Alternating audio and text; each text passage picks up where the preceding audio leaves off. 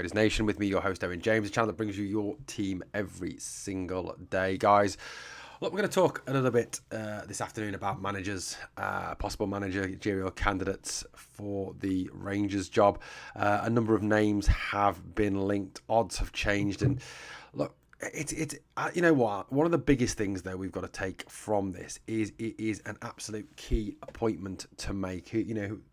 As I said on the video this morning, it looks like Greta Steinson, the Leeds technical director, will play a strong role in the appointment of the new manager, that he will be part of that process.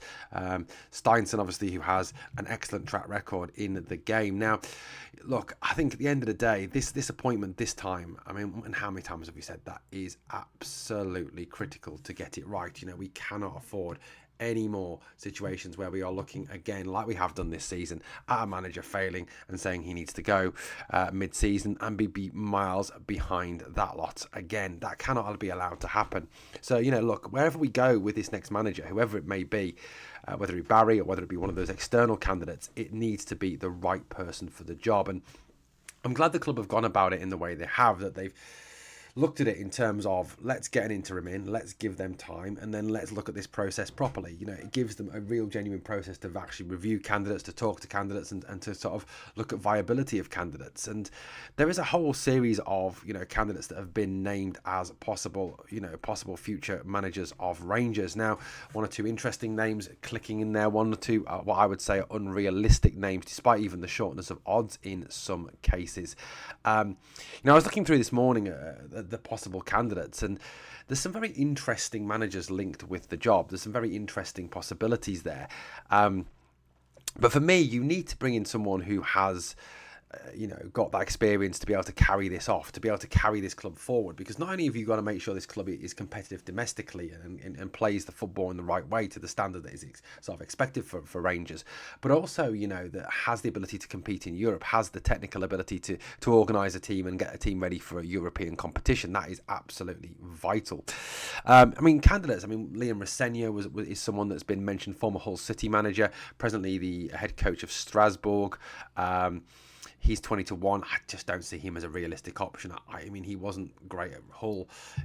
I'm not sure how he's doing at Strasbourg this season, but to me, I think this job would be way too big for someone like Liam Rosenior. I don't think he is someone who could be taken seriously.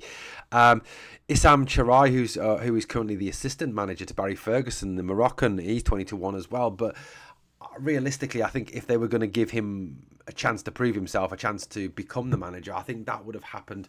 When we appointed the interim, they would have said, well, Charai is the interim manager until the end of the season, assisted by Barry, Neil and Billy. I think that probably would have been the direction of travel that we went in. I can't really see Charai being the next manager. I just don't think that is something we'll look at.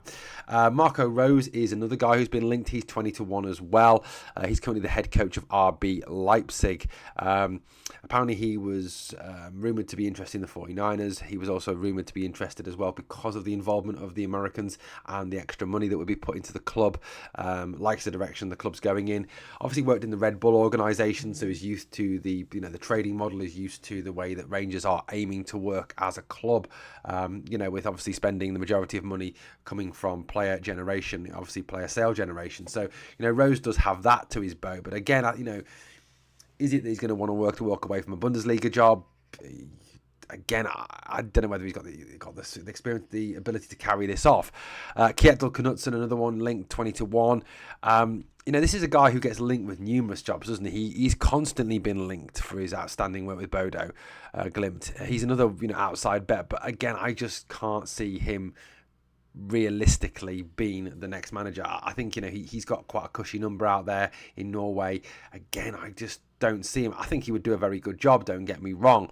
If you look at how and what he has achieved with Bodo, getting them through in Europe, progressing them to the quarterfinals of the Europa League, when realistically nobody would have fancied them to get that far, winning games in Europe against, supposedly stronger opposition, certainly something that would put him in good stead with Rangers, because of the fact that, this is something that we have to do, in Europe. Stephen Davis, I think that's a real outside bet. Again, I think if that had been a possibility, it would have been a interim job for Stephen until the end of the season. One name that I did see on the list, which I was absolutely just like, please God, no, was Gareth Southgate. He is just awful. I mean, his only achievement in club management was getting Middlesbrough relegated.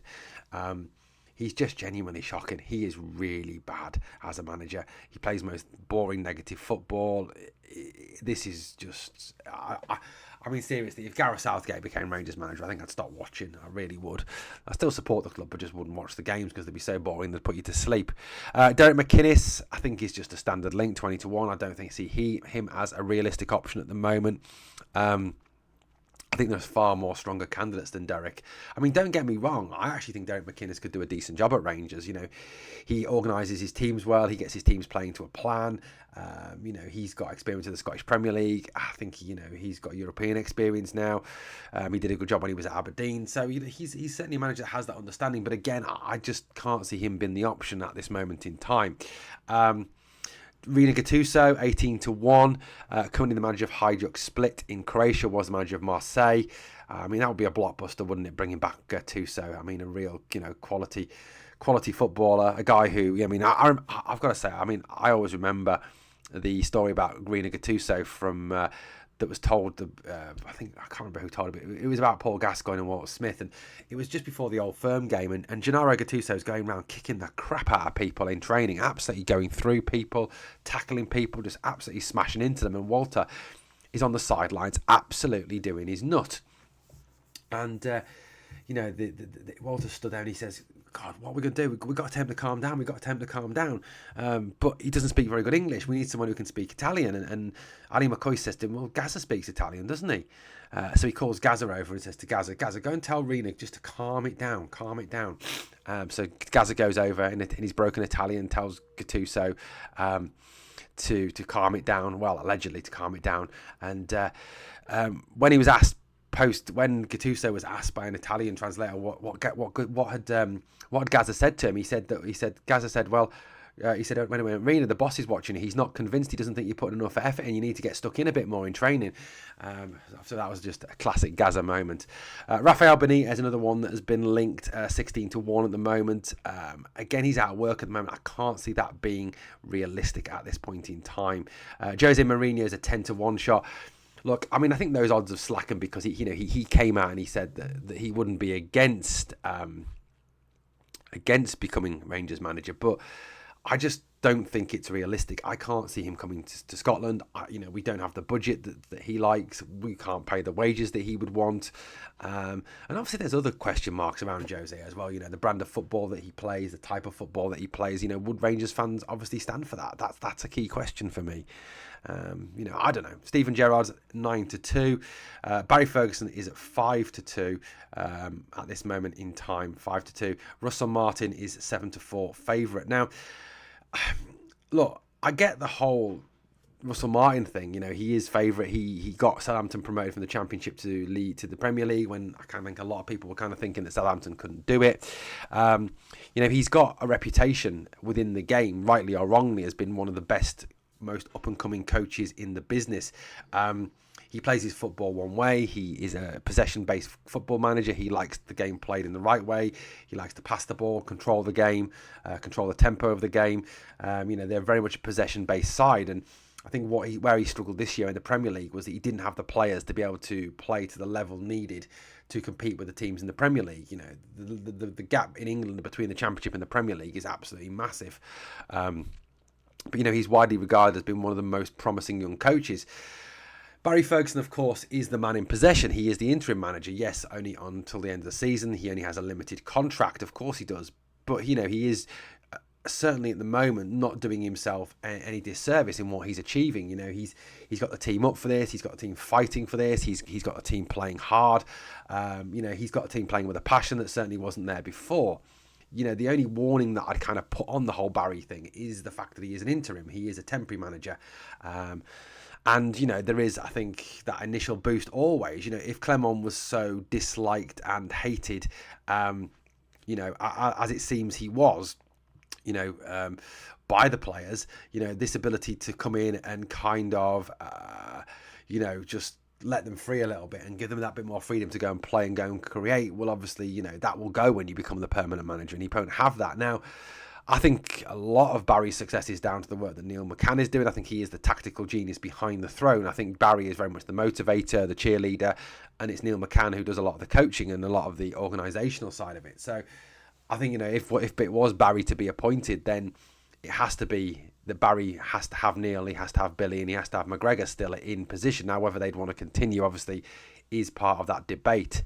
There has been discussions around the fact that if someone else was appointed, like a Russell Martin or a Steven Gerrard, would, Barry be happy to stay as their assistant? I don't think he will. I think to go from the top job to step down is a massive thing to ask a manager to do, or anyone to do. So I don't think that's a realistic option. So these are the candidates at the moment that seem to be presenting themselves. Nothing been denied, nothing been confirmed yet. And obviously, we're all aware that we've got to wait till the takeover goes through before anything can be confirmed. The present board can't make an appointment because they know that the new owners will want to make an appointment. I think that is another reason behind this interim manager business until the end of the season. So, look, at the end of the day, this is a really important period for Rangers. This is a time that we need to get an appointment right, that we need to really put in place someone who's going to stay for the long term, and who's going to get it right even in the short term as well. We've seen that this whole rebuild, we've got to kind of tolerate finishing second to them doesn't cut it. It's not allowed in Scotland. It's just not allowed amongst the old firm, is it? You can't have a season of where you are happy to finish second to Celtic in every competition. That is just not permissible. So this appointment has to be correct. It has to be right. And we've got to sort of trust the process. We've got to trust whoever's behind this process. If it is truly Greta Steinson, Parag Marath, Andrew Kavanagh, that they get this process right. That they take this based on footballing reasons and footballing reasons only. My one big thing is that it can't just be because they're ex-Rangers. It's got to be because they are the best person to do the job. Guys, out of those candidates, let me know who you want. Let me know who you would prefer as manager. Thank you for watching Glasgow Rangers Nation, guys. As always, on the way out, please like, comment and subscribe, and obviously remember to share the video too. Thank you for watching. We're back to speak again very soon here on Glasgow Rangers Nation. Please remember, we are the people.